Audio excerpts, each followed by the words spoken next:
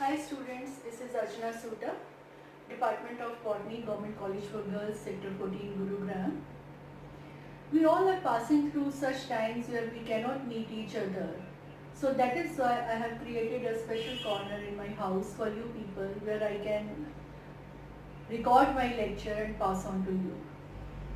Because according to me, maybe I belong to old school of thought that the blackboard teaching is more powerful, impactful and interesting.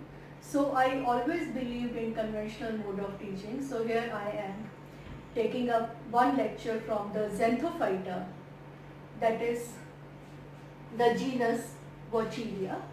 And in the first video we will take up the vegetative structure and the asexual reproduction, and in the second video we will take up the reproductive sexual reproduction as well as the economic importance of Vaucheria.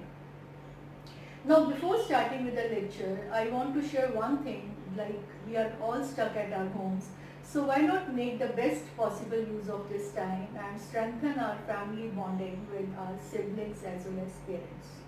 Now I'll start with the lecture, that is the division Xanthophyta. Class Xanthophyceae. Order Heterosiphonates.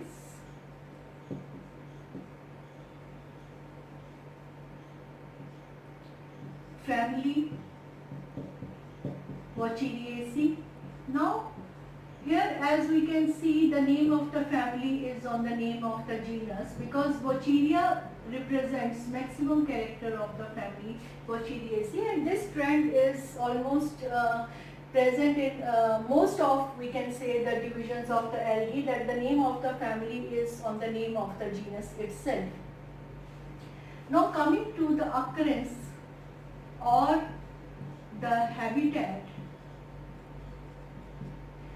that Vaucheria consists of around 40 species all over the world in the temperate zone, and in India it is represented by 9 species which are terrestrial, aquatic and marine. They are present on the damp soil near the shallow water bodies or over the water surface, and wherever Vaucheria is present, it forms a felt-like or mat-like covering over the surface on which it is growing. And if we take out a small portion of that mat under the microscope and observe it, then they consist of tubular filaments which are irregularly branched. So in India, Vaucheria, the most common species of Vaucheria are Vaucheria geminata and Vaucheria sessilis. These are the two most common species of Vaucheria which we find in India in northern part. Now coming to the thallus structure, or you can say the habit of the plant, Vaucheria is number one, as we know that it is a yellow-green algae. You please take out your notebooks and keep noting the points so that when you prepare your topic, you have the short notes ready with you. So in the habit we can say number one, it is a yellow-green algae. Number two, we can say irregularly branched. Irregularly branched algae. Then we can say it is sparingly branched, means it is showing us very less branching, and then it is showing us monopodial branching. I hope you all understand what we mean by monopodial branching, that the main filament keeps on growing, adding branches on the lateral side. So this shows us monopodial branching. Here I am going to draw the diagram also, and I would suggest that you people also draw the diagram along with me, so that you get a little bit of practice of drawing the diagram. Now we can say the monopodial branching exhibited by the tubular filaments, and these filaments are attached to the substratum with the help of rhizoids, which are also branched, or with the help of lobed heptaron, which attaches the plant to the substratum. Now here we can see that rhizoids are performing the same function like roots, which are performing the function of absorption and fixation in the higher plants, and it is performed by rhizoids in the lower plants. And then another thing which we see over here, that we have a continuous flow of protoplasm inside the Wuchereria thallus, and we have a central vacuole which runs throughout the length of the thallus. Central vacuole runs throughout the length of the thallus inside the filaments. So that means there are no septa. And before coming to that, I want to share the internal structure, that is the cell wall. That the cell wall of the Wuchereria consists of outer peptic substances. So double layered, we can say, cell wall is there. Outer wall consisting of peptic substances and inner wall consisting of cellulose.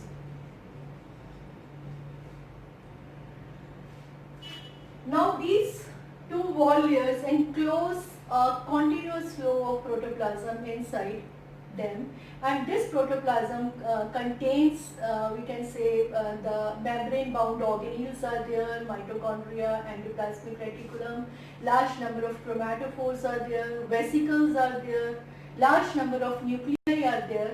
So first we will take up the chromatophores. Chromatophores are attached or arranged, we can say, just below the cellulosic layer in a very specific manner, that they are present below the cellulose.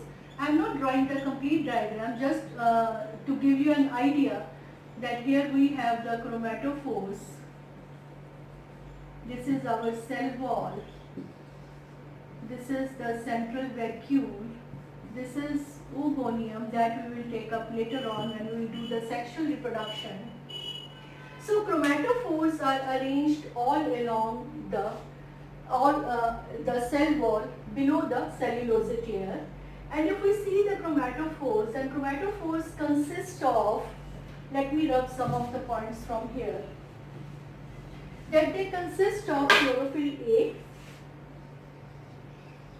chlorophyll E.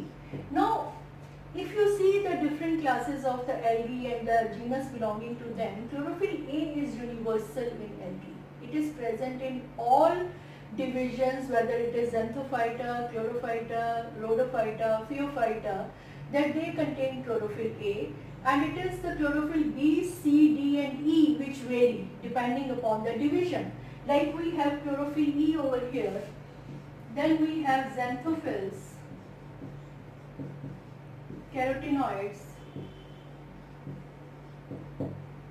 in the chromatophores, and similarly, like I told you, we have large number of vesicles which are present distributed in the protoplasm. Then membrane bound organelles are there. Then another thing which we see over here, that we have large number of nuclei. Large number of nuclei are present, and these nuclei are arranged, we can say, with all along the central vacuole. So it is a multinucleate condition, and that multinucleate condition, that we have no septa in between. No partition walls are there.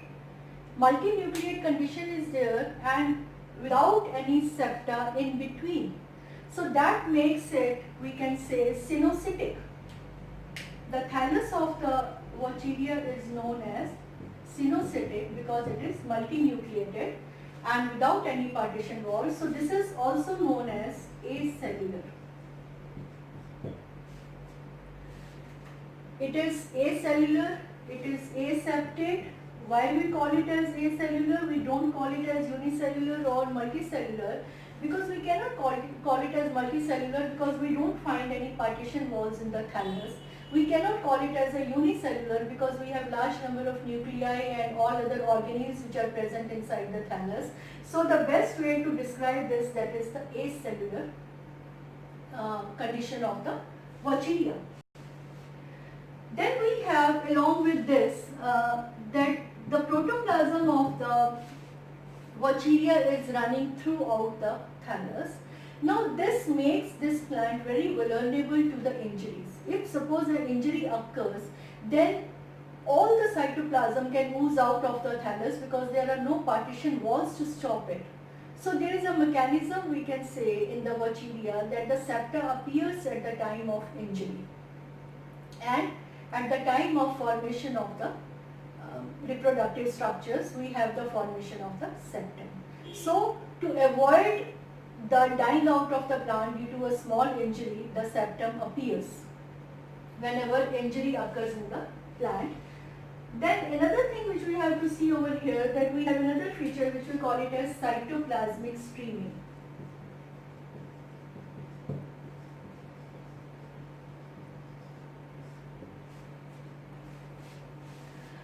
Cytoplasmic streaming occurs in the Vaucheria, and before coming to the cytoplasmic streaming, one thing which is left, that we have the reserve food material in the form of oil droplets.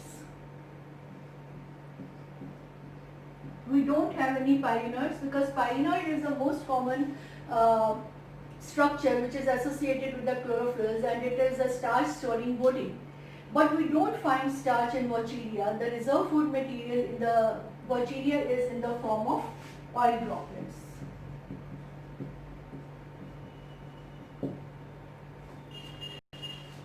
Now the whole of the cytoplasm within the Vaucheria thallus, it shows us the cytoplasmic streaming, and this cytoplasmic streaming, if we study it in length, then it is due to the two factors which are present in the cytoplasm, that is the F-actin microfilaments. F-actin microfilaments associated with chromatophores and organelles, and myosin. It is the interactive force between the two which makes the cytoplasmic streaming possible inside the Vaucheria. Now this is about, we can say, the vegetative structure. Now coming to the reproduction in the Vaucheria, and reproduction in the Vaucheria occurs by all the three methods, that is vegetative reproduction, asexual reproduction and sexual reproduction. First we will take up the vegetative reproduction, and in the vegetative reproduction, as we know that the most common mode of vegetative reproduction is fragmentation. Fragmentation is not very common in case of Vaucheria. It is most common method in most of the algal plants, but it is not very common in this. And fragmentation, as we know, that the filament or the thallus breaks up into several pieces, and each fragment or each portion is capable of giving rise to the complete plant. So this is the method which occurs in few species of Vaucheria, but it is not a very common method. And next we have, that is the asexual reproduction.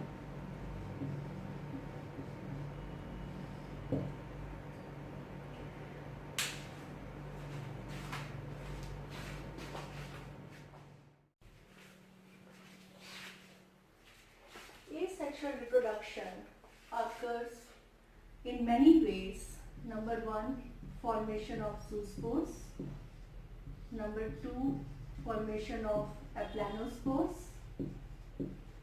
Number three, formation of akinets,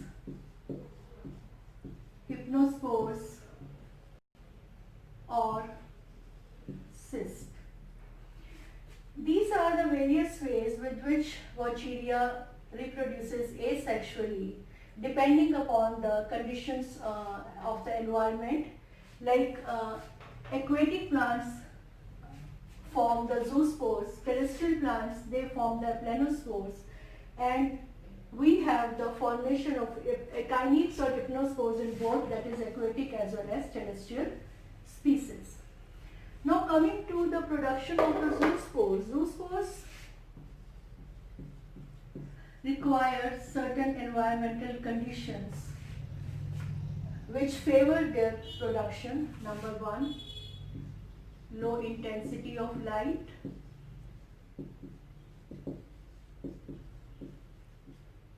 Number two, change of medium from running to still waters, low nutrients in the medium, and shifting to complete darkness. These are the conditions which favor the formation of zoospores in the Virginia plant. Now coming to the formation of the zoospores. Zoospores are produced in the filament at the terminal end. The terminal end gets swollen and take the shape of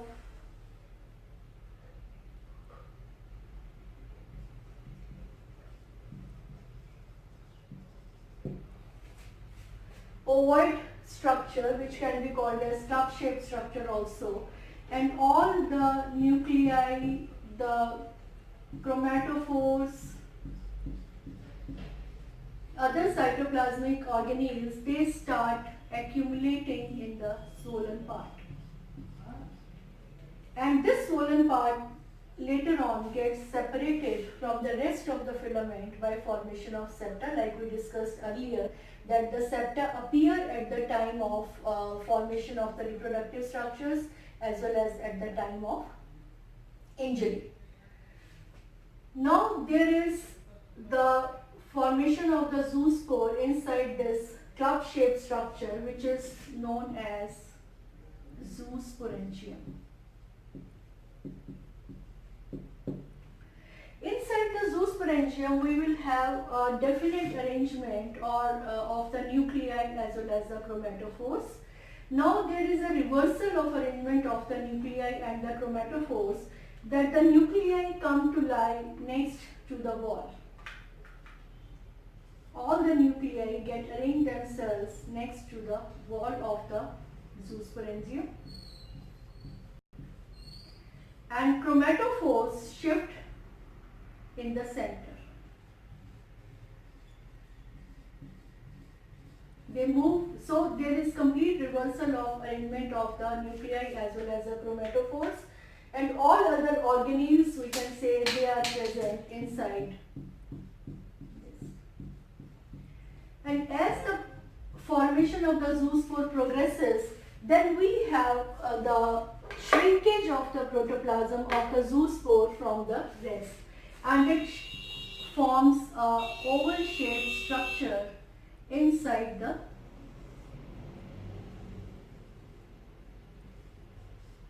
zoosporangium. It starts shrinking from the walls and forms a single zoospore, and that zoospore contains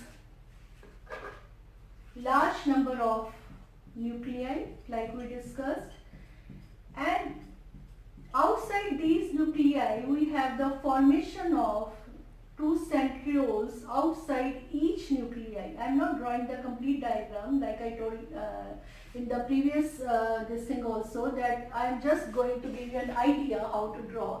So the pair of centrioles start appearing next to the nuclei, and then we have the formation of the pair of flagella.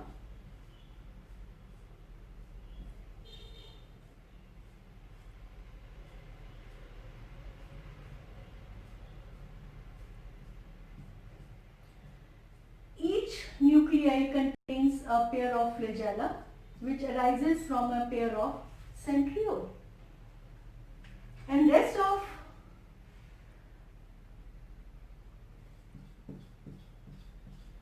the structure structures, they are present inside the zoosporangium.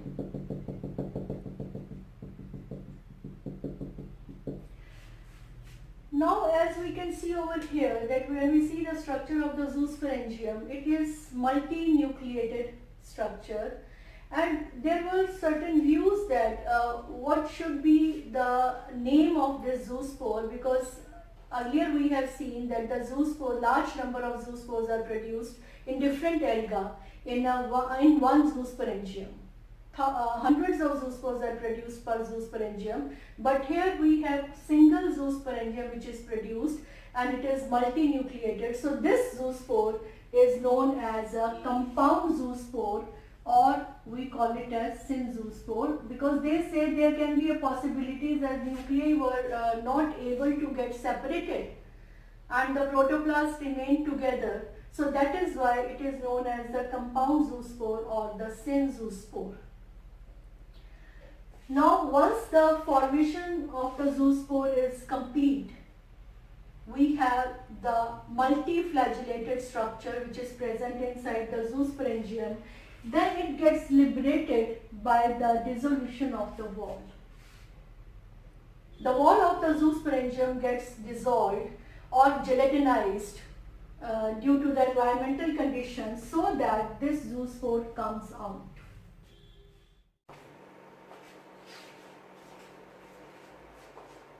Once the zoospore comes out of the zoosporangium, then the process of germination starts. It shows sluggish movements for, you can say, 5 to 15 minutes once it comes out from the zoosporangium. Then it comes to rest. And during that period, when the zoospores is in the resting mode, then what happens is that there is retraction of flagella. Flagella completely vanish, and then we have the chromatophores shifting back towards the outer side.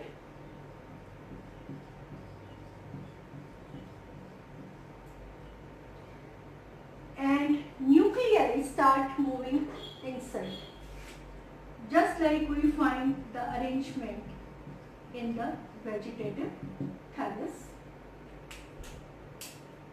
Reversal of arrangement occurs, which had earlier occurred in the zoospore, and then this zoospore starts germinating. It will produce filaments on both sides, and one of the filament will produce the rhizoids and the other will produce the branches of the thallus. So this is how the germination of the zoospore takes place, and we have the formation of the new thalli. Now the next mode of reproduction, that is the aplanospores. Now aplanospores are non-motile spores, unlike zoospores which are motile spores because they are flagellated structures. Aplanospores are non-motile spores and they are produced usually in the terrestrial species.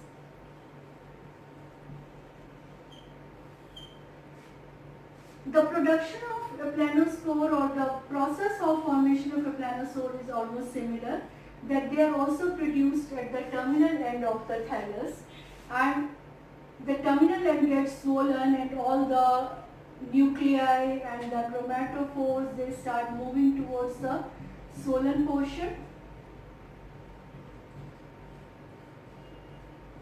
and then we can say the separation of this club shaped or oval shaped structure from the rest of the thallus by formation of a septum. Now, like I told you that these aplanospores, they are thin walled spores and they are non-motile spores, so we don't have any in the formation of the flagella.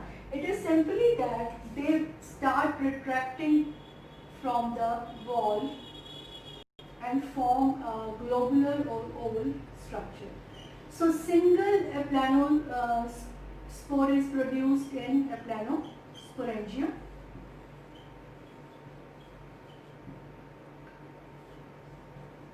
And Smith reported that in some of the cases that these aplanospores, the protoplast of the aplanospores gets divided into smaller segments, then it is known as microaplanospores. So we may have the production of microaplanospores in some of the species, and whether we have the formation of microaplanospores, whether we have a single aplanospore in the aplanosporangium, they come out by the dissolution of the wall.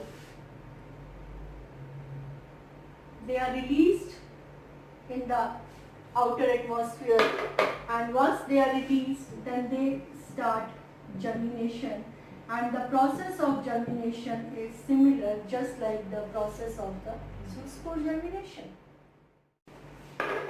The third mode of asexual reproduction is the formation of the echinids, or we can say the hypnospores or cyst. These are the name given to the thick-walled spores. And these are the spores which are formed to tide over the unfavorable conditions, or they are also known as the mode of perennation, because they are produced inside the filament of the Wucheria, and these spores are very thick-walled and they are present in a row, one above the other. All of them are separated from each other by thick walls, and these thick walls are due to the mucilaginous thickenings which appear on the inner cell wall of the Wucheria, and these mucilaginous thickenings, they move centripetally and partition the filament into different segments. And they appear like we have the chain of spores, and this chain of spores gives the appearance of another algae which we call it as Gongrosira. So this stage of the Wucheria is also known as Gongrosira state because it resembles the Gongrosira alga. Once the unfavorable conditions are over, then these cysts or echinids, they can move out. There are possibility that the nuclei, they, along with little bit of cytoplasm, they get separated from the rest and form large number of microcysts, or we can say the protoplasmic segments inside the single echinid. And when they come out after the dissolution of the filamentous wall, and they show us little amoeboid movements.